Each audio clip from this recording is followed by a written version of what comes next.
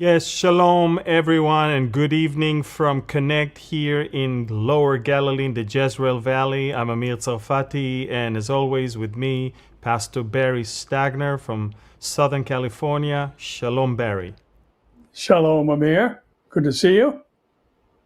Good to see you too. Both of us had a wonderful ministry tour in Europe. We visited Germany and the Netherlands and Belgium.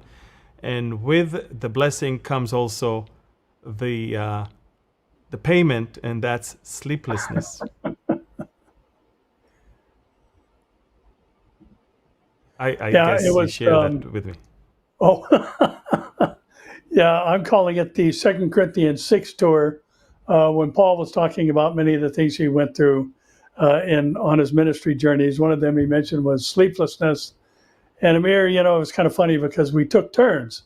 If you didn't get any sleep, I did, and if I didn't get any sleep, you did. So one of us was always ready, and but God strengthened both of us. I thought it was just amazing to see in the midst of all the weariness and travel that His hand was upon us, and we had the strength to do what He had called us to do. And it was a great conference in every city that we visited, and just a wonderful, wonderful time. Thank the Lord for His faithful Yes, promises. yes, exactly. And it was wonderful. And although the sleeplessness is not only the thing of the past for me, unfortunately, I'm known to it too often. So, Pastor Barry, what do we have today? Well, Amir, as always, I think we need to pay attention to what is happening in Gaza. A lot of events that are happening there as Israel continues Operation Gideon's Chariot, and seeing the advances there, I think that are important, and recognizing what Israel has been up to and how Hamas is being not just disabled but disarmed as well, and all of its elements of seeking to bring about the demise of the Israeli people are really, it seems like they're coming to an end. Yes, you're right. And I was about just to share with you that after Mohammed Sinwar and Mohammed Shabana, the last main remaining commanders of Hamas, the only one that is still a senior commander that is left in Gaza of Hamas is Adin al-Haddad, who is the brigade commander of Gaza. And I was about to tell you who this guy is, and that he replaced Mohammed Sinwar, and that this guy is, of course, been the Northern Gaza brigade commander since 2023. He joined Hamas in 1987, became the Gaza City commander in 2021, had a key role in the October 7th attack, and also included the Nahal Oz assault. He oversaw 2 regional commands. All of that is great until a couple hours ago, when a belt of fire style attack in Khan Yunis of dozens of bunker busting bombs basically destroyed a super important underground compound.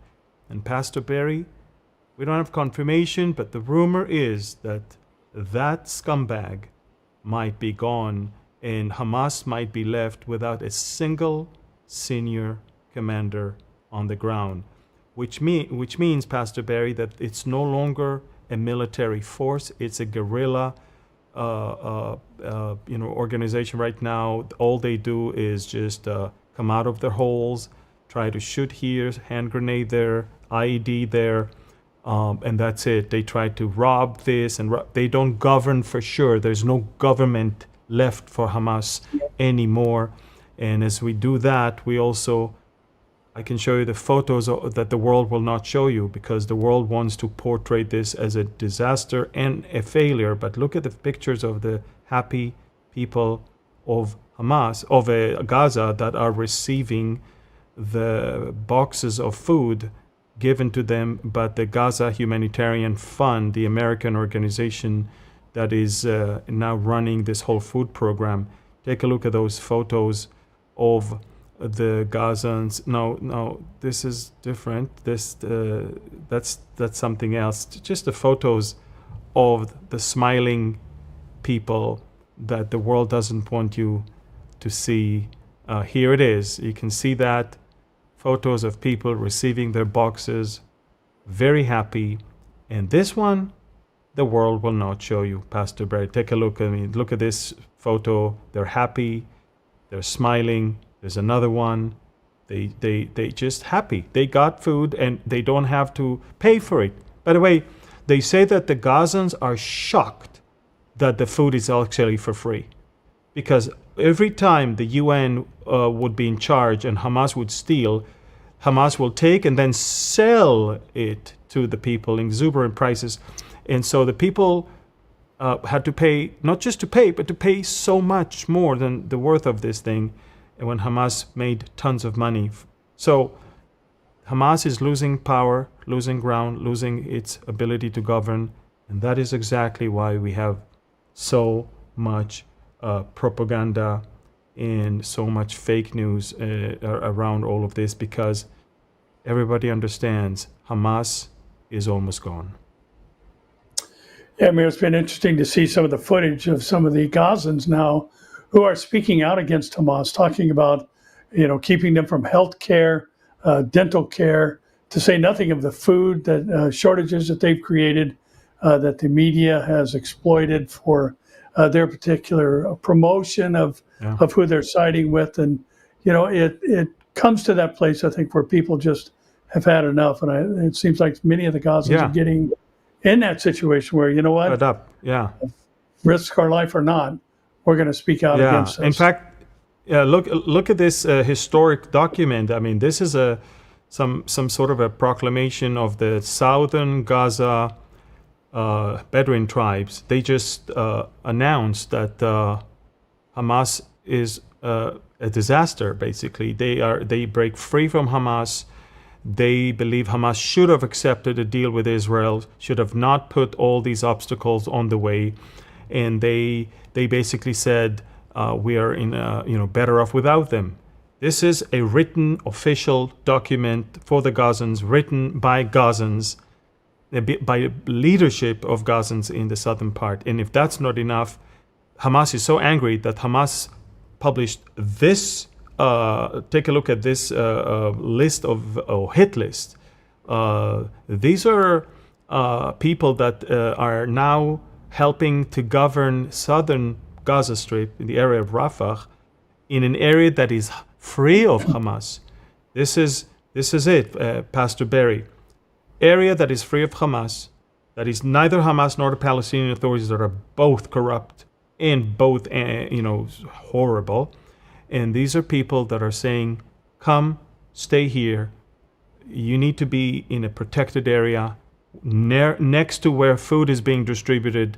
You don't have to go back to where Hamas still is. Let the Israelis finish the job and finish with Hamas.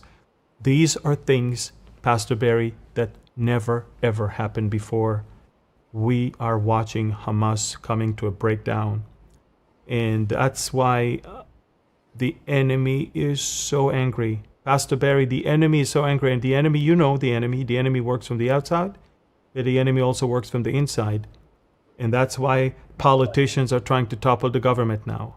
That's why a lot of coalition issues are now floating for the government to basically fall, because the enemy is working extra hard to topple the government just before Hamas is gone, to somehow not let Netanyahu have that win and get stronger in the polls and maybe win the next election. So it's unbelievable. Just like in America, how those who hate Trump, they don't mind sacrificing America's future as long as Trump will not be in office. It's the same thing here in Israel, and we see that, and that's why we see also a mounting, and growing pressure from the world to stop what's going on. Humanitarian crisis. There's no such thing, Pastor Barry. There is food in Gaza. They are getting faster and for free food for the first time. And when the only thing that doesn't work is the old system, that the UN is involved and Hamas is stealing everything and make money from it. That's the thing that doesn't work. But the thing that works is where non-Hamas elements are in charge and free food is being distributed, and these things work. And you would think that the whole international community should stand behind this effort. Oh no. There's so many fake news about this effort being a disaster, being a failure, it's not working, it's not this, and not to mention, of course, the fake news about massacres almost every day, as if Israel is calling them to take food and then killing them when they get there. Yeah, Amir, we had talked while we were traveling about the level of attacks that were going on and the sleeplessness and all the other things. That was really a first. I think that was the most intense round of spiritual warfare that we'd ever encountered. And we've had people stand up in conferences before and say something negative about the rapture or things of that nature. But we had another first on this trip, and that was in 3 of the 4 events, there were protesters and police outside. And I think especially when we were in the Netherlands, there was something that happened outside that I think the church needs to hear about. And that is there were protesters outside. And then a group of pro-Israel Christians showed up, and they weren't shouting and calling out the people, the young students who were protesting and all that, which again is another interesting point. They weren't migrants that were protesting. They were young university-age students in all 3 situations. But the interesting thing was, Amir, the Christians, the pro-Israel group, just began to worship. And there were people who said that the pro-Palestinian crowd was simply silent. They couldn't chant. They could only stand there on the street because the Christians were drowning them out with praise. And that's our job. That's what the church is supposed to do, be salt and light in an ever-darkening and impure world. Yeah, and we need to also never echo fake news and continue this blood libels. And, if we move to the next topic, which is the fake news that we see, and again, this whole thing is parallel to the breaking point of Hamas. We had 2 major blood libels that were going on that were related directly or resulted directly with murder and attempted murder of Jewish people in America. If you remember, there was the UN stating that within 48 hours, 14,000 babies in Gaza will die of hunger, which eventually not only was fake, it was the UN himself echoed stuff that was not true. It's 48,000 young adults that will be malnourished within a year, not babies that will die within 48 hours. Everything was fabricated. And again, when people hear that 14,000 babies, 48 hours, what happened? They go out, pull a gun, and kill 2 Israelis outside of the Jewish Museum in D.C. That was a direct result of that. And then, of course, a couple days ago, same thing. They said that there was a massacre. Israeli tanks were shooting at those who came to take food. And lo and behold, this BBC then later on issued an apology that what they showed is not actually footage from something different. And they also issued an apology that they only relied on Hamas propaganda and nothing else. But again, the blood libel was already out. The damage has already been done.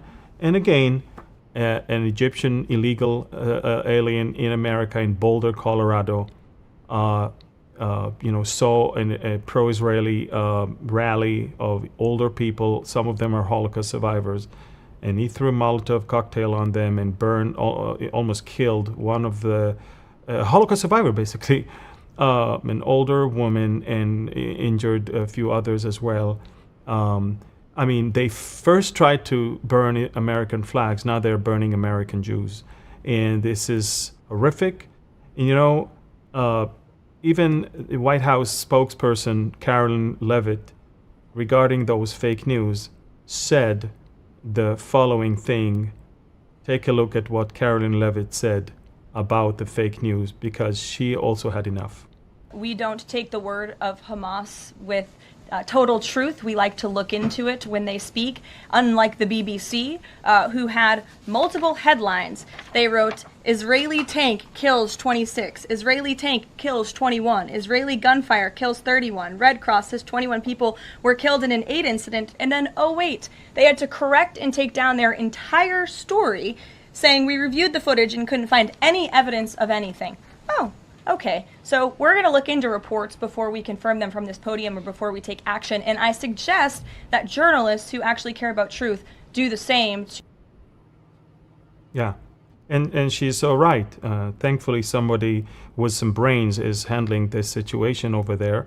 But the BBC was not alone. The Washington Post, the New York Times, the Sky News, all of them did the same thing. They were collaborating and participating in fake news to the point that the U.S. ambassador to Israel, Mike Huckabee, right after the Boulder terror attack, basically issued the following thing, and I wish to read it to you. Everyone should see what happened.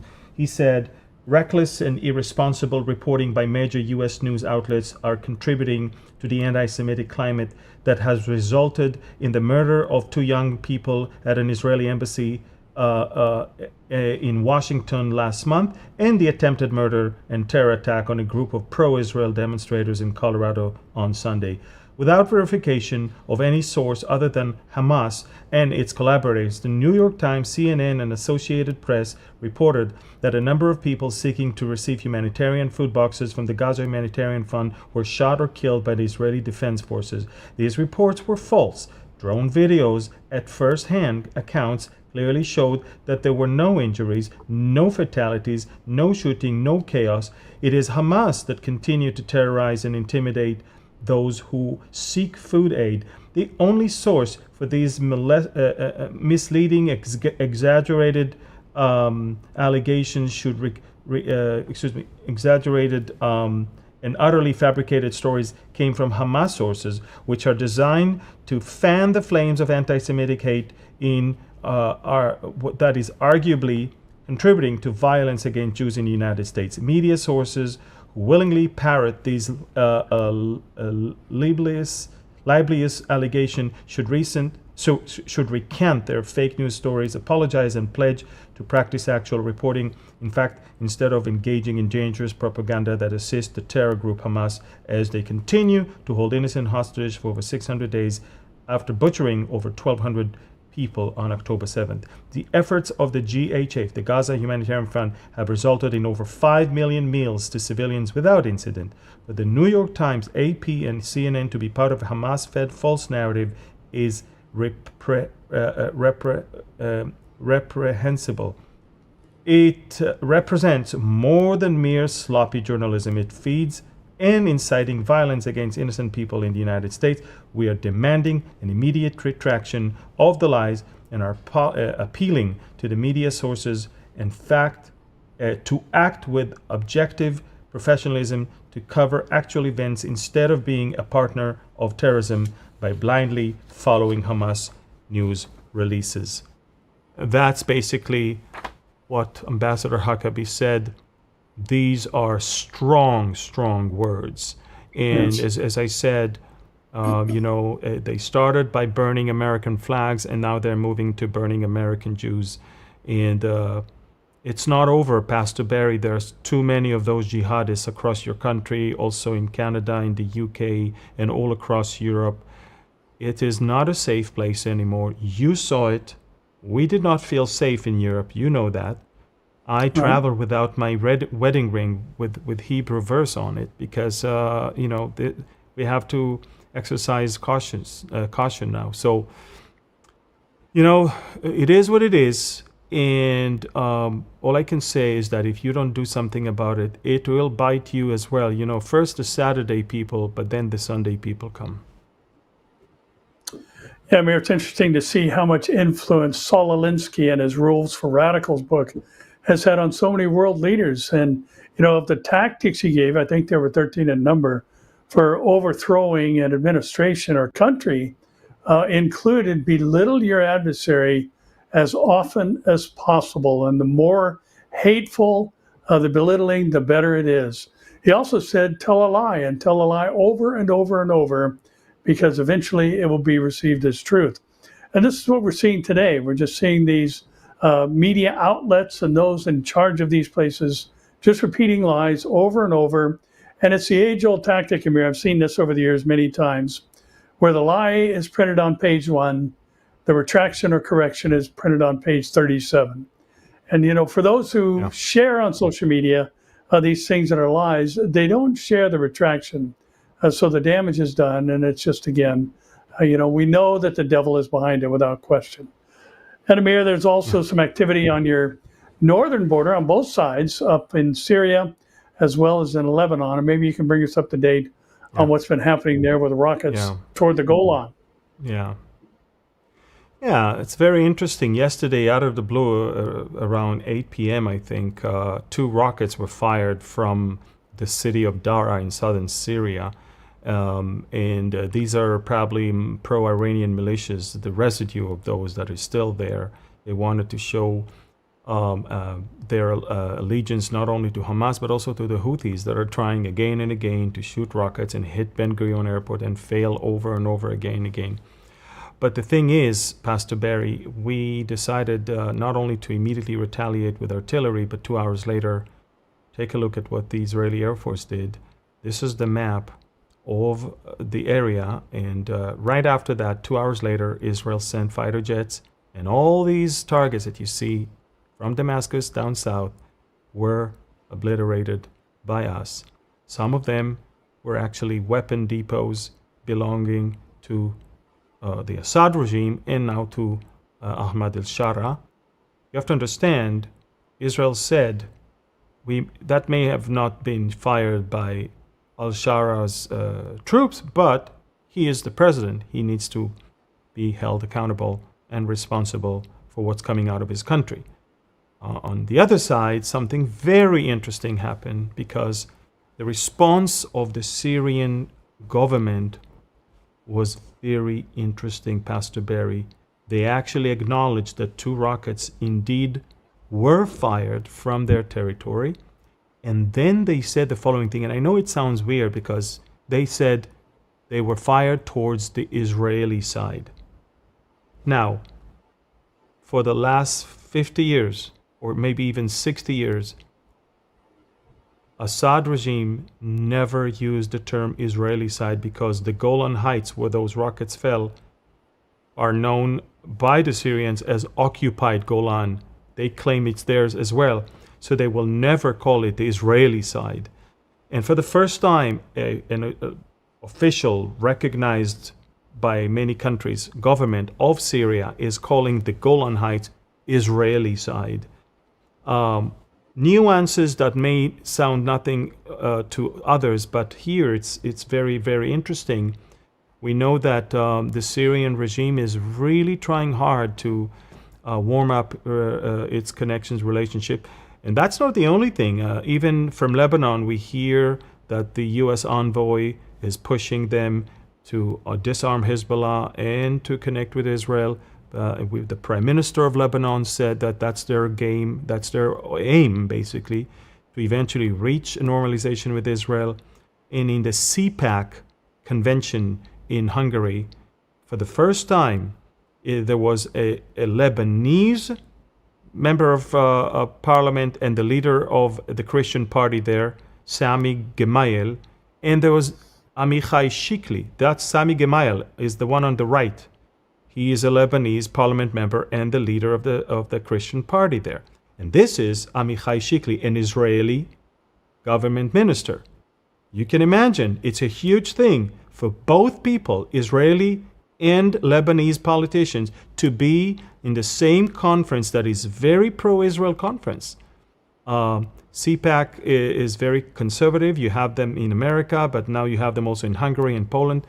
And so, you know, we're getting used to now different winds that are blowing from Lebanon and from Syria. Now, of course, we have to be very cautious when it comes to whatever comes from Syria. These are jihadists. El Julani is a jihadist, a former commander of Tahrir al-Sham, Hayat Tahrir al-Sham, which is basically ISIS in its Syrian form. But some say that he has changed and he put on himself a suit, and that's why ISIS, the real ISIS, is now trying to attack him because he's a fake jihadist. Now, I know it sounds bad what I'm going to say, and excuse me for my, direct language, but I will never, ever, ever, ever, ever, ever, ever, ever, ever believe a jihadist. And even if he say that he has changed, even if he's wearing a suit, I don't judge them by what they say. They still teach in school Sharia law. They still have their gangs slaughtering Alawites and Druze and Christians. They still are engaged in brutal things. I don't trust him. And so as far as I'm concerned, this is playing with the devil to recognize him as a... But again, it is what it is right now, and I think for his benefit, he wants some normalization with Israel. We'll see. Yeah, Amir, it's kind of interesting when you showed that map. I was thinking back to a time where I was at the memorial there at the Valley of Tears, looking down over the city Yes. of Al-Qanitra, and we can actually hear gunfire. And I think the map doesn't necessarily convey how close these cities are, with Damascus only being 40 miles from the Israeli-Golan border. And, these people are right in your backyard and used to use that vantage point to shoot down at the people, who were just trying to farm and make a living and live on the kibbutzim and all these other things. And, this is a serious situation going on there. And Amir, I think it's curious that we've got this guy who's trying to westernize himself, at least physically, and appear as though, he's kind of a team player, wants to be involved in the world scene. And yet there's a prophecy about Damascus that is yet to be fulfilled, which Isaiah 17:1 makes very clear. Yeah. And by the way, he's the first president of Syria in 60 years that will go in September to deliver a speech in the United Nations General Assembly. The world totally is buying this whole show. And they're totally willing to turn blind eye to what his people, his gangs are doing to the minorities. And again, this is, if there's one thing I do not agree with President Trump's recent foreign move, is to lift the sanctions from Syria and to recognize this regime. But again, you see, I am not an American president. He sees things differently. He can see the American interest. He can see something differently than I can when it comes to U.S. interest in the Middle East. And, I guess the Saudis asked him politely. The Turkish president asked Trump politely to give Giuliani a chance. And we'll see. We don't trust him. We don't trust him at all. We believe a jihadist is a jihadist.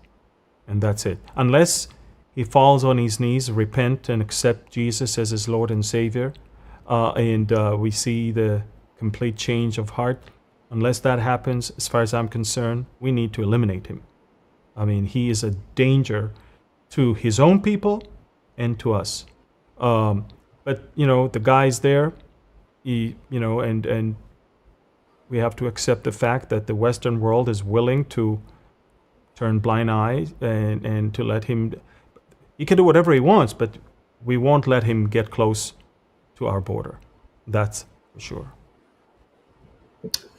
Amir, there's a lot of talk now about what's going on with Iran. Stories have been breaking all over the media about their enrichment. Braggadocious statement was made about having enough for 10 nuclear weapons. And, we've talked about this in the past, that the process is very laborious to separate the two isotopes that are in raw uranium. And once you reach a 60% concentration, all the heavy lifting is done. And it seems as though the world has just turned a blind eye to this, because now just all of a sudden, in the matter of weeks, they're laying claim that they have 90% enriched uranium, enough, which is weapons grade, enough for 10 nuclear devices. Yeah. It was enough for 6 just a few months ago. Now it's enough for 10. You know what it means, Pastor Barry? It means that while you guys talk with them, they continue to enrich uranium to weapon grade level, and they're laughing at everyone. Iran is in a very, very dire situation financially. They literally are on the brinks of bankruptcy, especially now with the U.S. sanctions on anyone who deals with selling Iran's oil or buying Iran's oil. And now their export to China plummeted, and the revenues thereof also plummeted. And so the Iranians desperately need assets to be unfrozen. They need sanctions to be lifted.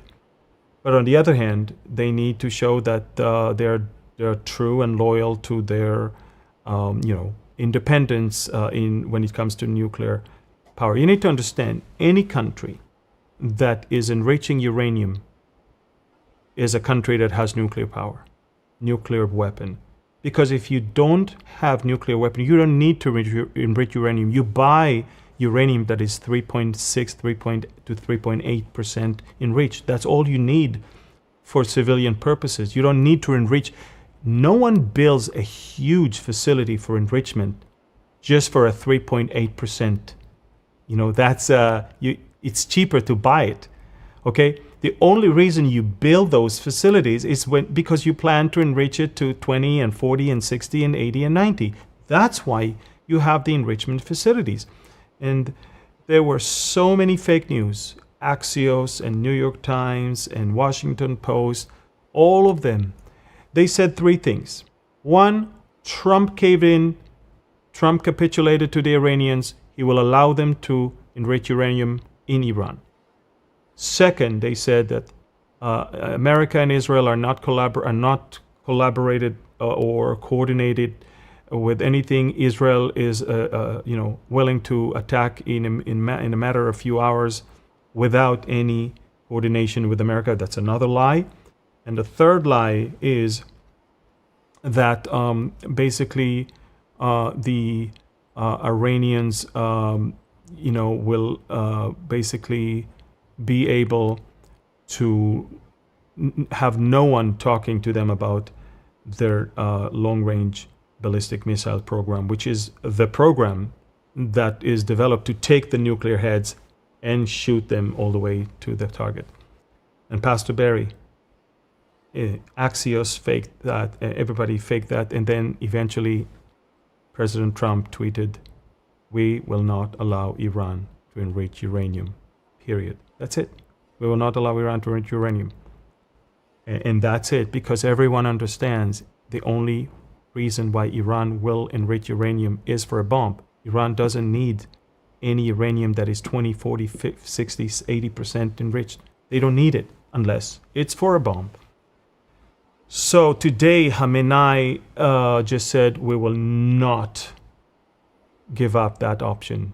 The Pezeshkian said we will not let go of our rights. Arkachi, the foreign minister, said the following thing. All of them are basically saying one thing to the camera, but to the Americans are saying, but let's talk. Let's talk. I think that what's going to happen, Pastor Barry, is that America will allow them to enrich uranium for 3.5% only until the alternative, which is some sort of a collaborated effort of several countries, of Saudi Arabia, UAE, and Iran and others, to build a common consortium, a company, a shared company that will manufacture the 3.5% uranium, and it will be co-owned by all these countries. And if you want civil purposes uranium, you have it. You own it. And it will be supervised, and it will not be on Iranian soil. So a temporary enrichment on your Iranian soil is only until that alternative is going to be built by America, by the way. So everybody is spinning that as if Trump capitulated and he is going to allow them to enrich uranium. No, he said it very clearly. In the long run, the agreement says you will not enrich uranium. An interim phase will allow you to do that until we're building for you something outside of your borders from where you can buy, and you're part owners as well. That's it. It's so many fake news, so much. They're trying to throw a wedge between Netanyahu and Trump. They're trying to portray it as if they're no longer together, no longer coordinated, no longer working together. It's fake news. Fake news. Trump never, ever capitulated to Iran's demand to enrich uranium. And the Iranians know that. Because of that, they are shouting every other hour that they will not give up that option, because they know that that's the U.S. demand. That's the U.S. demand, nothing less than that. If Iran is signed on that deal, Iran is basically signing a deal that will take from it the ability to enrich uranium in its territory. That's the deal. And they know that, we know that, and Pastor Barry, everyone knows. There is no other way but to go and destroy those nuclear sites. They are too stubborn. They have thousands of nuclear researchers and scientists. They have tons of enriched uranium. They have so many facilities that are working around the clock. They're not going to dismantle all of them just because of Trump. They're going to drag their feet, waste their time, and hope that Trump will lose the midterm elections in the House, and later on, the new president will be a Democrat, and they will be safe. Yeah, Amir, again, it's just amazing how the Western mentality just cannot seem to grasp the idea that when someone like Iran makes a threat, they mean it. I guess we become the culture of empty promises and hypocrisy, so much so that we think everybody's like that. They just, are bloviating or just expressing themselves in a frustrating manner. But Iran means what they say. Their intention is to destroy Israel.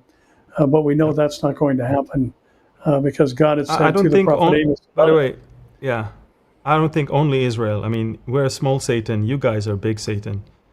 And the last time I checked, it's your president that they tried to assassinate as well, not only our prime minister. Oh, yeah.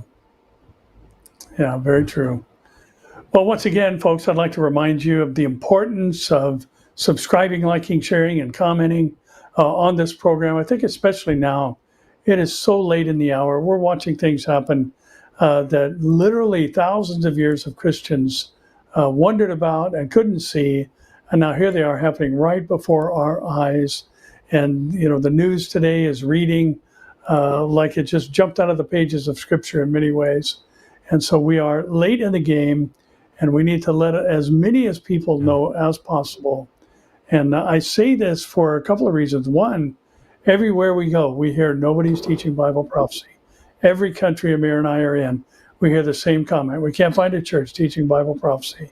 And that's part of the reason that it's so important for you to do those four things, to get the word out so others can hear exactly what the Bible has foretold and how it's unfolding right before our eyes.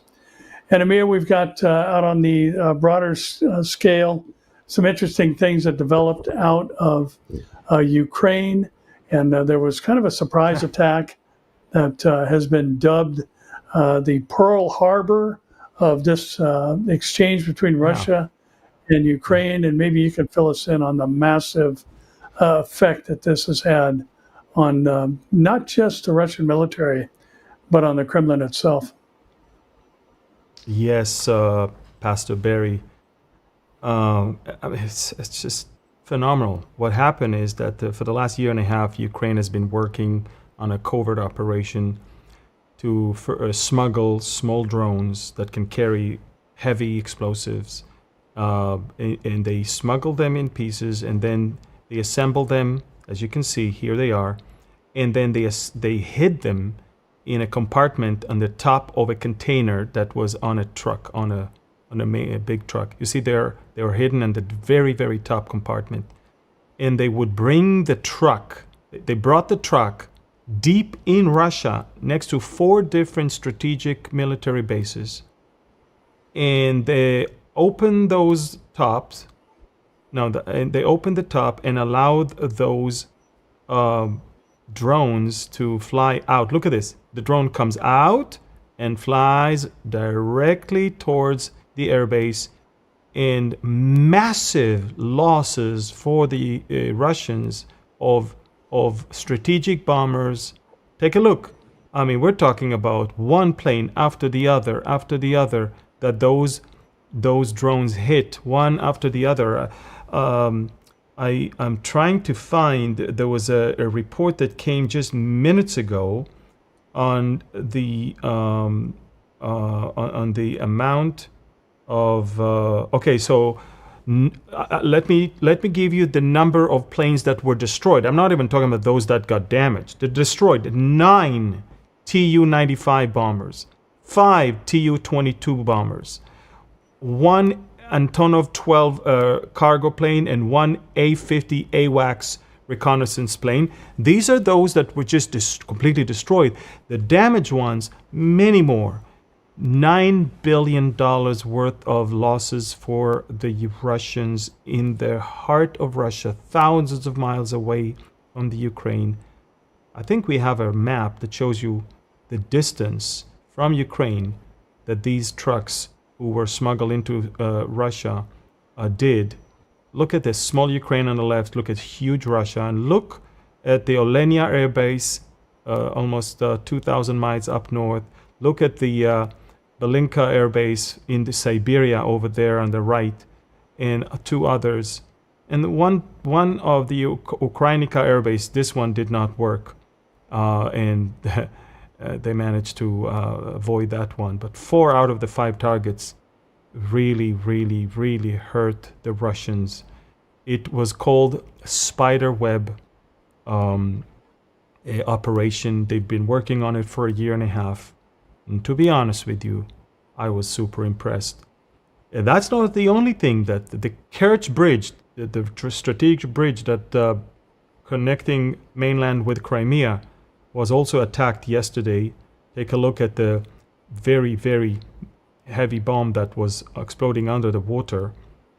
And it might not look as a big damage above the water, but let me show you the photos. The photos are actually that the target was under the water, the foundations of the bridge. I mean, I don't know if you can clearly see. There's 2 more. Do we have the 2 other pictures that are from this? Okay, we don't have it. Well, anyway, on that very post on my Telegram channel, and I repeat, people, you have to follow me on Telegram. It's super important. And there I can show you the underground foundation of the bridge that was the target in this whole thing. So phenomenal, amazing, humiliating, and now the West is holding its breath as to what will the Russian retaliation is going to be. Everyone knows it's going to be painful, it's going to be big, and it might even be, Pastor Barry, might even be nuclear. And that is exactly why a lot of European countries are super afraid. And we'll talk about the connection to Israel, because they are so afraid, they want some stuff that Israel has. So there you go. Yeah, Amir, Vladimir Osechkin, who is a Kremlin critic, was saying that the president of Vladimir Putin is on the warpath, and he's holding meetings to determine who in their counterintelligence group is going to walk the plank for this spectacular intelligence failure. And so, it seems like a shakeup is coming, and watching these things unfold, knowing that Russia is going to have a hook in their jaw and come down from the north and attack Israel, you just have to wonder, when is that final catalyst going to be where that particular event is going to be launched? Could be the destruction of Damascus that leads to it. We don't know, but it sure seems like things are heating up. And Amir, as always, the world is putting pressure for recognizing a Palestinian state, and the U.S. has warned France, UK, and Spain and others to not move forward to the recognition of a state unilaterally in the June UN meeting. And it's kind of interesting, Amir, that there's a country that isn't a country that has a seat at the UN, and the involvement there is it's beyond weird to see such a thing taking place. And it's just every effort to debilitate internationally the nation of Israel, its voice. And, again, we know that, as I mentioned or alluded to earlier, Israel is not going to be uprooted. The land will not be divided. And so we know the end of the game, but we're watching the futile efforts happening all over the world. So what's going on with this effort now, this international push again? Yeah, well, Pastor Barry, everything is connected to the fact that Hamas is going to be completely gone very, very, very soon. They don't understand that, this is going to cause some chaos in their own countries as well. You have to understand, the UK and France and others, they're no longer independent Christian countries, Western countries. Let me show you this video about a lady that is putting all the truth to the face regarding the UK. Listen. The mayor of London is Muslim. The mayor of Birmingham is a Muslim.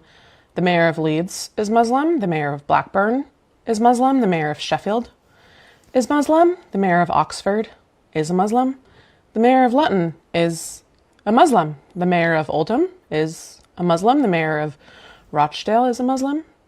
All of this was achieved by only 4 million Muslims out of the 66 million people in England. Today in England, there are over 3,000 mosques. There are over 130 Sharia courts in England, and there are more than 50 Sharia councils. 78% of Muslim women do not work and receive state support and free accommodation. 63% of Muslims do not work and receive state support and free housing. State-supported Muslim families have an average of 6 to 8 children who all receive free accommodation. Every school in the UK is required to teach about Islam. The number one most common baby name in England is Muhammad. This is not immigration. This is invasion. And that is exactly why the easiest way to run away from all of this is to blame Israel, attack Israel, and call for a Palestinian state. It's not only UK, France, an accidental leak of a report in France about the Muslim Brotherhood basically shows their very clever plan to take over the country and also the whole continent. Again, it was, we can put it on the screen. We are talking about how the Muslim Brotherhood intends to take over. And this is an amazing detailed plan through schools and through politics and local politics and on national level politics. They're very, very smart. They understand that's the way democracy works. We'll exploit democracy to eventually put an end to democracy. And that's it. And so, by the way, that's why Macron is pushing day and night for a Palestinian state. And that's why Ambassador Huckabee said the following thing regarding that proposal. October 7th changed a lot of things. If France is really so determined to see a Palestinian state, I've got a suggestion for them. Carve out a piece of the French Riviera and create a Palestinian state. They're welcome to do that, but they're not welcome to impose that kind of pressure on a sovereign nation. And I find it revolting that they think that they have the right to do such a thing. Yeah. And Pastor Barry, there's two other things you need to know. Israel Ministry of Defense just released the Israeli security defense export numbers. Apparently, we hit record number. 2024 was record number year even the first half of 2025. Record number, and 54% of what we export when it comes to missiles and security things are going to Europe. So the Europeans really want us because they can see what Russia is up to, and they need to buy weapons from us. And they're actually buying weapons from us. And so this is all one big show for their own people because they lost control over their own country. I mean, I don't know if we have any video of the riots that were in Paris over the last few days. I mean, the football team that is owned by Qatar just won a major title. And instead of being happy, look what they did there. I mean, they burned cars, they burned shops, they even hit innocent people. 5 people died, dozens were injured. Paris was in chaos for days. That's what you have in France. So Macron, which, by the way, his wax figure was stolen from the wax museum in Paris and was taken all the way to be in front of the U.S. embassy for a demonstration against the Palestinian suffering. I mean, he's mocked in his own country. His own capital is burning by those jihadists that he brought into his country, and they hate him. They hate him. They hate the French people. They hate the French country and everything that France represents. They hate them, and they opened their doors for all of this, and now they eat what they cooked. And so again, the easiest thing is to let's vote against Israel and for a Palestinian state and divert all the fire and look good in the eyes of those that are amongst us. But again, it's not going to work. And the last thing I want to say, Pastor Barry, if they will recognize and will not adhere to Trump's warning, then Israel will unilaterally recognize or impose also unilaterally its sovereignty over the Judea and Samaria. In fact, they'll do us a big favor because Palestine does not exist. It's like Narnia, basically. It does not exist. There is no Palestine, okay? But Israel is there, Judea and Samaria are there, and we will be sovereign there. And that's a real thing. We are there. And so if they'll do that, we're up for the game. I thought the closing statement of the woman who mentioned this isn't immigration, this is invasion, was curious.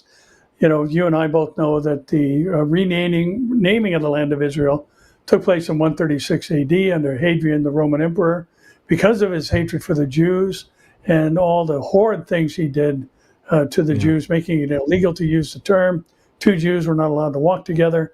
And he also renamed the area after the ancient enemies of Israel as a slap in the face. He named it after the Philistines, and the Latinized form of Philistine is Palestina.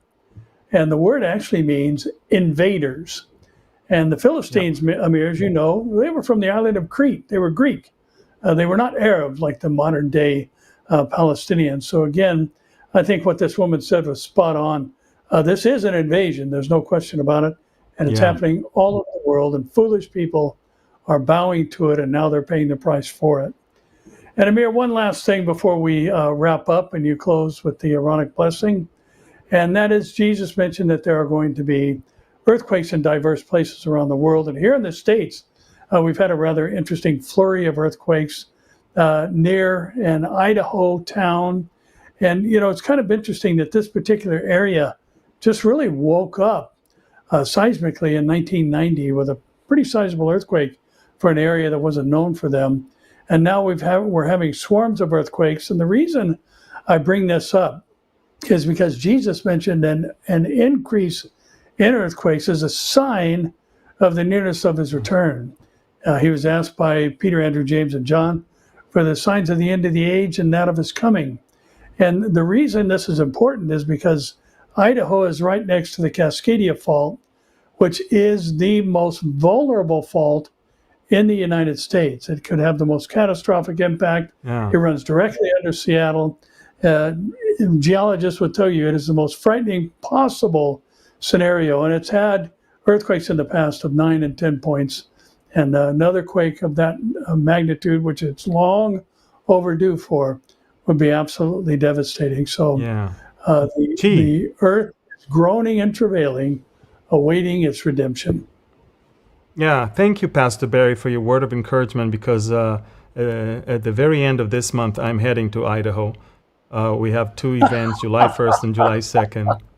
And by the way, I'm going to speak there and promote my book, The Israel Decree, and I want to encourage everyone, guys, we not just that the New York Times made it bestseller, but this book is really changing people, and they write so many comments and reviews online. Please get that book. It will be the best thing you can do if you want to understand God's plan for the land and for the people, and have a great answer to all these nonsense that people are now spreading about the Jews, about the land of Israel, and to whom this land belongs. And again, as you did, Pastor Bay, I want to encourage people to stay away from sensationalism, to stay away from fake news. Please subscribe to our channels, comment, share, and forward it, and like those videos. We need the algorithm to push truth to people and not lies to people. So let's conclude with the Aaronic blessing.